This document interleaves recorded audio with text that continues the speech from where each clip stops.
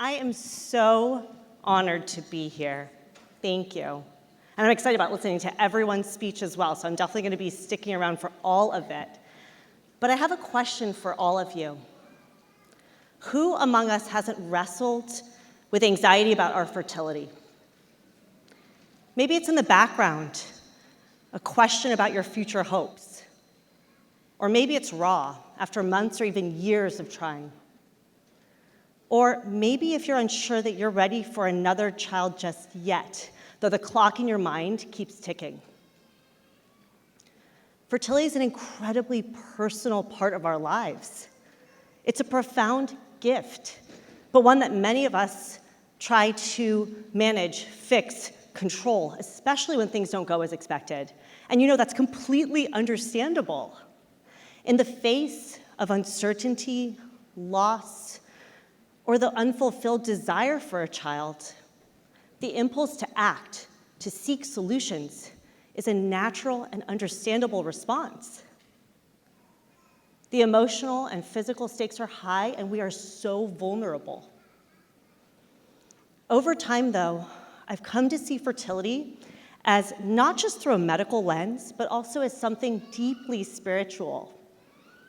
Not in a way that dismisses medicine or treatment, but in the sense that fertility touches our deepest parts of who we are, our identity, our relationships, even our sense of purpose and timing.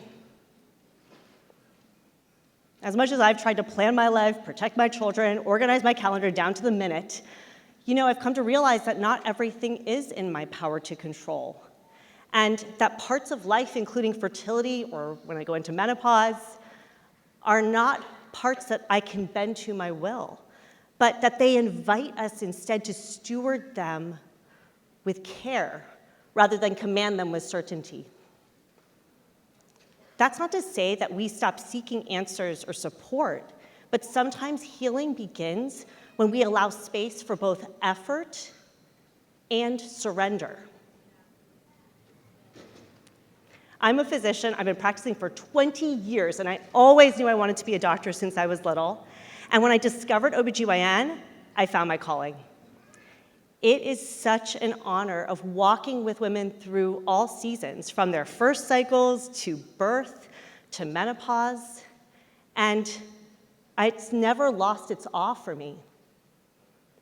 I went on to complete a fellowship in reproductive endocrinology and infertility, which means I spent years focused on hormone imbalances, recurrent miscarriages, abnormal cycles, recurrent losses, and infertility. My practice involved procedures like in vitro fertilization, or IVF. In brief, IVF involves giving women injectable medications over a period of weeks to mature multiple ovarian follicles. When the eggs inside those follicles are deemed mature, a procedure is done in which we place a needle through the vaginal wall in order to remove all those eggs. Those eggs are then combined outside of the body in a lab with sperm, and embryos are created. Embryos are unique, genetically distinct human beings at their earliest stages, beginning to divide and grow from the start. I believed, like so many well-intentioned people, that whatever helped a couple conceive had to be good, that creating life, no matter how, must be on the side of life. But I was wrong. Many of us have had our eyes open in the past few years to politics, public health, education, even relationships. And I had my moment too, when I realized that I was holding two contradictory beliefs. As a medical student, I knew life begins at fertilization of an egg by a sperm. But as a fertility specialist, I acted as if life began at implantation, when the embryo attaches to the uterine wall. I didn't consider that this same embryo had been growing and dividing for days prior to this, forming new structures already in this time. It was a blind spot, one that I didn't recognize until I had to reckon with the fact that the very embryos that I was helping create, sustain, freeze, and sometimes discard were human lives. Maybe you've faced hard decisions too. Maybe no one's told you this side of the story. Maybe you're still grieving or carrying questions or wondering what this means now. Let me be clear. There is no shame in acting with imperfect knowledge. Every child, no matter how conceived, is a gift beyond measure. Exactly, look at that. I have amazing timing. But we must speak up for truth. And we need to understand that if we're going to advocate for better, more ethical, and more effective care, it begins now. So what's the issue, right? The issue is that fertility is declining. And it's not just age, it's multifactorial. More women are delaying childbearing, right? We're pursuing education or career, or we just haven't found the person that we want to spend the rest of our lives with.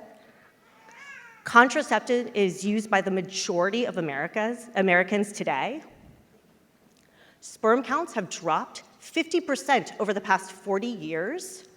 I know, that's crazy. Obesity and metabolic dysfunction affect hormone balance, and chronic stress and environmental toxins take their toll. And the mainstream answer to this is IVF. And while IVF is marketed as pro-life and empowering, it is neither. I trained in IVF. I sat with patients, I cried with them. I walked alongside them in their heartbreak and their hope. And I truly believed what I was doing was good. But over time, I saw what wasn't being said. That IVF doesn't heal the body, it suppresses it. That 37% of IVF cycles only result in live birth. That millions of embryos are being frozen, discarded, or destroyed. That selection for traits, sex, genetic fitness is already happening as we speak. That human error has resulted in embryo losses and devastating misplacements of these same embryos. And that IVF really does carry risks: stillbirth, sepsis, birth defects, and more for both moms and babies. And it dawned on me, we are playing God with life itself. Children are not products, they're persons. We cannot commodify them or pretend we have the right to create them on demand just because the desire is good. Even deeply painful desires like infertility cannot justify means that compromise these human lives. So what do? Do we just accept our fate? Absolutely not. There is a better way, and it's called restorative reproductive medicine, or RRM. Restorative reproductive medicine is built on a very simple principle. If something in the body isn't working, identify the root cause and restore normal function. Instead of suppressing, overriding, or outsourcing our fertility, restorative reproductive medicine cooperates with it. It treats infertility as a chronic condition, not an episodic one, and it respects the whole person, body, mind, and soul. It's ethical, it's evidence-based, and in fact, it's actually just as effective, if not more so, than IVF. Let me explain to you how it works. There are 3 phases I think of. The first phase is to identify the issue. How do we do this? Well, it involves tracking your cycles, understanding the signs that your body is using to reflect the hormone shifts during a normal cycle. And it also involves really understanding all of the hormones, ovulation, sperm health, infections, and inflammation that may be occurring that can be impairing your fertility. The second phase is to treat and restore. We use targeted nutrition, supplements, medications, and sometimes surgery as necessary to help, again, optimize fertility. And we address gut health, stress, toxins, including caffeine, I guess, and sleep. And then the third phase is to allow conception to occur. We create those optimal conditions, again, for pregnancy to happen as naturally as possible, or we use assistance as needed. And here's what's incredible. Studies show that RRM has live birth rates that rival IVF, with far fewer risks and at a fraction of the cost. Let me give you a practical example, because I think that helps always. Think about this. A couple with years of infertility and multiple losses goes to a conventional doctor. What happens? Well, they do get their eggs, their sperm, their tubes evaluated, but many times they're counseled to go right to IVF and undergo embryo screening to check the chromosomes of those embryos.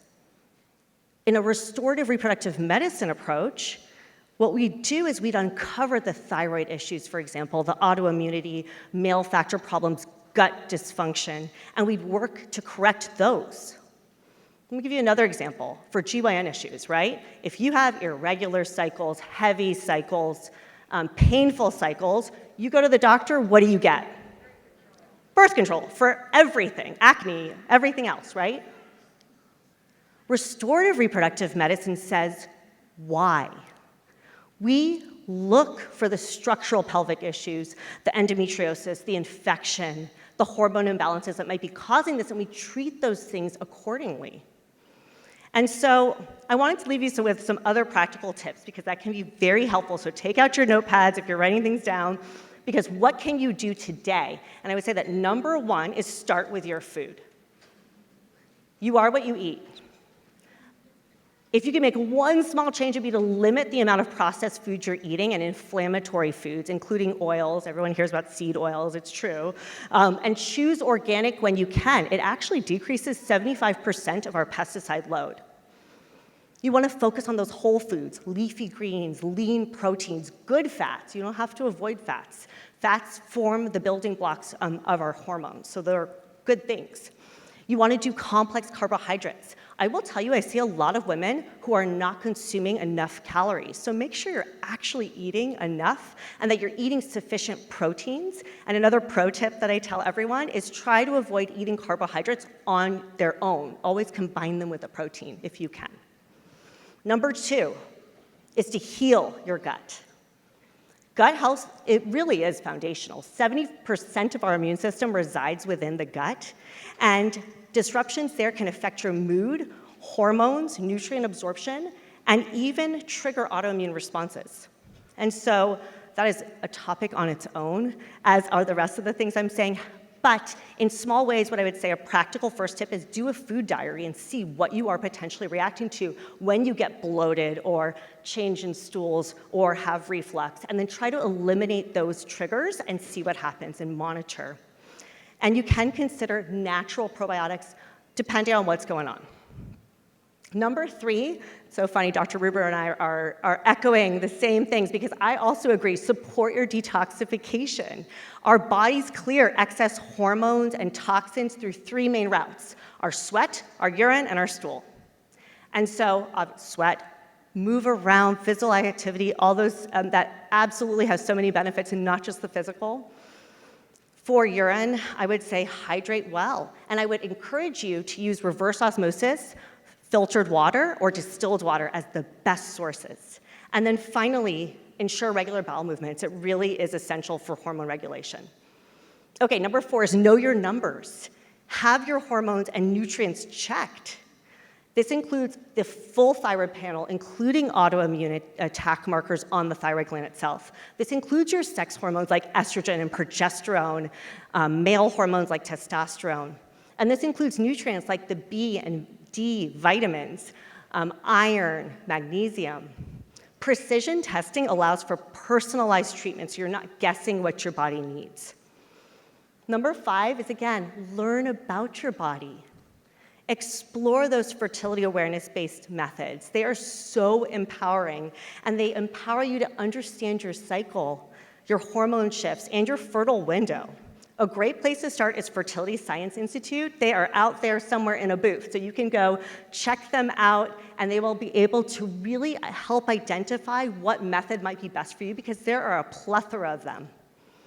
Number six is to restore. Don't override. It is so tempting to treat infertility as our full identity when it is a symptom. There is more than just suppression or shortcuts. Seek care that treats the root cause and honors your body's design. And finally, give yourself grace, right? Stress deeply can impact our health. And reflect on your purpose. Let this journey be one of healing, not just physically, but emotionally and spiritually. And so I am here because women deserve better. Better information, better medicine, better respect for our dignity, our health, our future children. Let's stop accepting a paradigm that treats infertility like a problem to fix or a right to manufacture. Let's start building a culture that honors the sacredness of life and the intelligence of God's design, of the design of our bodies. Thank you for letting me speak with you today. May you walk away more informed, more empowered, and more at peace with your story, no matter what chapter you're in right now. Thank you.